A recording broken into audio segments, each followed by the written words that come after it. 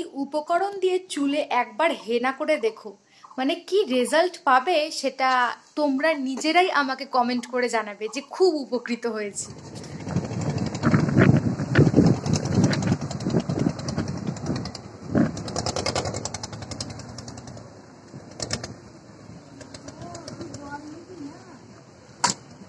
Hello guys, welcome back to my channel Riya Mondal. আমি রিয়া আবার চলে এসেছি তোমাদের সাথে নতুন একটা ভিডিও নিয়ে। তো বরফটাকে হাতে নিয়ে দেখো, হাতেই গলিয়ে ফেললাম। আমার কত ক্ষমতা দেখেছো? তো সকাল সকাল ঘুম থেকে উঠে আমি এইসব শুরু করে দিয়েছি ফ্রেশ হয়ে নিয়ে। তো বোন ফ্রিজ খুলেছিল জল বার করতে, তারপর এরকম একটা বরফ বার করে আমার হাতে দিয়েছে। দেখো, সেটাকে আমি হাতেই গলিয়ে নিয়েছি। তো সকাল সকাল ঘুম থেকে উঠে আজকে তো অনেক কাজ, আর মাত্র 2 দিনের অপেক্ষা, তারপরই কিন্তু ভীষণ একটা সুন্দর দিন আসতে চলেছে। তো সকাল সকাল কিন্তু খুব গরম পড়েছে, তো আমি চা বিস্কিট খেয়ে নিচ্ছি সকাল সকাল, তারপরেই কাজে লেগে পড়তে হবে। তো আজকে না ঠিক করেছি মাথায় একটু হেনা দেবো, অনেক দিন হেনা দেওয়া হয়নি। তো চুলগুলো প্রচণ্ড রাফ হয়ে গেছে, সেই কারণে মাথায় একটু হেনা দেবো। হেনা দেওয়ার কিন্তু প্রচুর উপকারিতা, আমি ময়ূরী হেনাটা ইউজ করি। আর তোমরা যারা যারা হেনা করতে চাও, চুলের যত্ন নিতে চাও, তারা হেনা করতে পারো। চুলে হেনা করলে কিন্তু চুল দ্বিগুণ পরিমাণে বৃদ্ধি পায়, তার সাথে সাথে খুবই ভালো থাকে। তাই জন্য 2 মাস অন্তর অন্তর হেনা করাটা কিন্তু খুবই জরুরি। তো আমি পুরো তৈরি করে ফেলেছি হেনাটা। কি কি উপকরণ দিয়ে তৈরি করলাম তোমাদের তো আমি দেখালামই। আর তোমরা যদি আমি কিভাবে হেনা করি পুরোটা ভিডিও দেখতে চাও, তো আর একটা দিন অপেক্ষা করো, তারপরে আমি তোমাদেরকে দেখাবো। তো আমার মাথায় পুরো দেওয়া কমপ্লিট, হাত দিয়ে দিয়েছি। দেখো, একটা সুন্দর জিনিস পেতে গেলে তো একটু কম্প্রোমাইজ করতেই হয়। হাত দিয়ে দিয়েছি, হাতগুলো পুরোই কালো হয়ে গেছে। প্রায় 2 ঘন্টা ওয়েট করেছিলাম, চুল তো আমার শুকিয়ে গেছে। তারপর আমি শ্যাম্পু দিয়ে ভালো করে চুলগুলোকে ধুয়ে নিয়েছি। এই চুলটা না শুকোলে কিন্তু তোমরা বুঝতে পারবে না যে আগের চুল আর এই চুলের কি পার্থক্য। তো আমি ফুল তুলসী পাতা তুলে নিয়ে এখন রওনা দিচ্ছি। আগেই তো বললাম রেডি হয়ে গেছি, বাবা গাড়ি বার করলো। তো এখন কোথায় যাচ্ছি?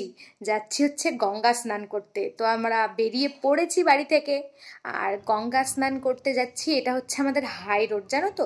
এটা খুব সুন্দর করে দিয়েছে, আগে কিন্তু খুব খারাপ ছিল, এখন একদম নতুন রাস্তা করে দিয়েছে। মানে রাস্তা দিয়ে যাওয়ার সময় মনে হয় চারিদিকটা দেখেই যাই, এতটাই সুন্দর লাগে দেখতে।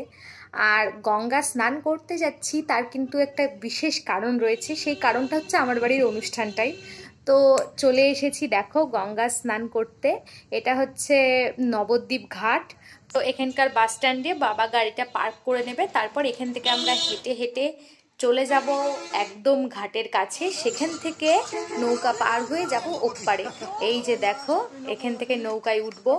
আগের রাস্তাটা কিন্তু বেশি সুন্দর ছিল, এখন ওই দিকটা বন্ধ করে দিয়েছে, এদিকটাই এখন চালু করেছে। তো নৌকায় উঠে পড়েছি। আর আজকে কিন্তু প্রচণ্ড হাওয়া হচ্ছিল মাঝ নদীতে, মানে নৌকাটা এতই দুল ছিল, মানে আজ ফার্স্ট আমি নৌকায় উঠেছি, নৌকাটা এত দুল ছিল, ভীষণ ভয় করছিল কিন্তু। আর ওই যে দেখো মায়াপুর দেখা যাচ্ছে। নবদ্বীপে গঙ্গা স্নান করতে এলে এখান থেকে মায়াপুর দেখাটা না, মানে সবার কাছে একটা ইমোশন। তো আমি স্নানের ঘাটে চলে এসেছি, আর এসে দেখছি কিন্তু অনেক লোক স্নান করছে। তো আমরাও এখন স্নান করব। এখন কটা বাজে না তো, দুপুর 1টা, এখনও না খেয়ে দিয়ে আছি। তো আমার স্নান ধান হয়ে গেছে, আমি হচ্ছে এখন একটু পুজো দিয়ে নিচ্ছি। তো তারপর উঠে আসবো। আর আজকে কিন্তু যাব পোড়ামাতলায়, অনেক দিন পর, অনেক বছর পর আজকে পোড়ামাতলায় যাব। কারণ যখন আমরা গঙ্গা স্নান করতে আসি একদমই টাইম বেঁধে আসি, মানে খুব তাড়াহুড়ো থাকে, যাওয়া হয় না। তো আজকে ভাবছি যাব। তো সারাদিন না খেয়েই রয়েছি, এখন তো দুপুর 1টা বাজে, তোমাদের বলেছিলাম স্নান ধান করে দেখছি 2টো বেজে গেছে। তো আমি একদম নতুন পোশাক পরে রেডি হয়ে নিয়েছি, আর এখানকার যে ঠাকুরগুলো ছিল সেখানটায় পুজো দিয়ে নিয়েছি। তারপরে দেখো মা আর আমি কপালের তিলক পরে নিলাম। তিলক পরতে কিন্তু খুব ভালো লাগে নবদ্বীপে এসে, বিশেষ করে ভীষণ ভালো লাগে। নবদ্বীপ মায়াপুর দুটো জায়গাতেই কিন্তু তিলক পরতে খুব ভালো লাগে। তো আমি তিলক পরে নিয়েছি। তো এবার যাব পোড়ামাতলার উদ্দেশ্যে, রওনা দেব। টোটোয় উঠে পড়েছি, একদমই স্নানের ঘাটের কাছ থেকেই টোটো পেয়ে গেছিলাম। তো চলে এসেছি পোড়ামাতলায়। আর এখানটা একটা ভীষণ শান্তির জায়গা, তো শান্ত স্নিগ্ধ, ভীষণই একটা সুন্দর জায়গা।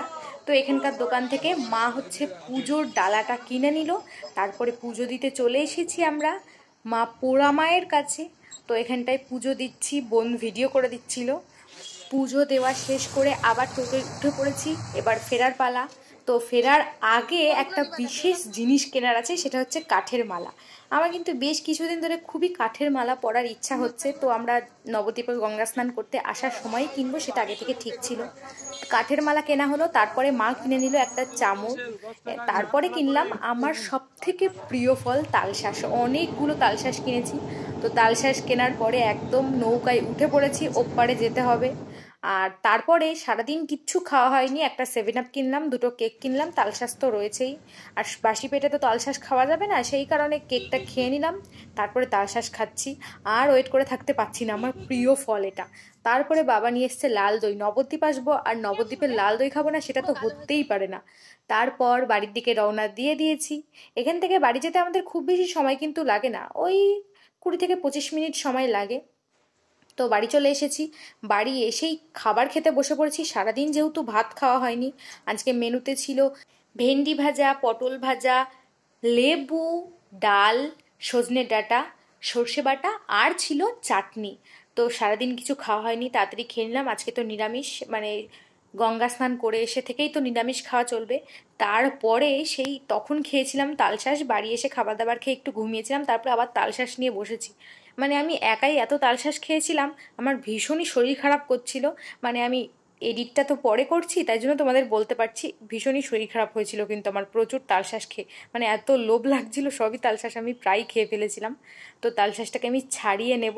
তারপর এই তালশাঁসের জল খেতে না আমার ভীষণ ভালো লাগে, মানে আমার প্রিয় ফল তালশাঁস। কীভাবে যে বোঝাবো যে তালশাঁস খেতে আমার কতটা ভালো লাগে।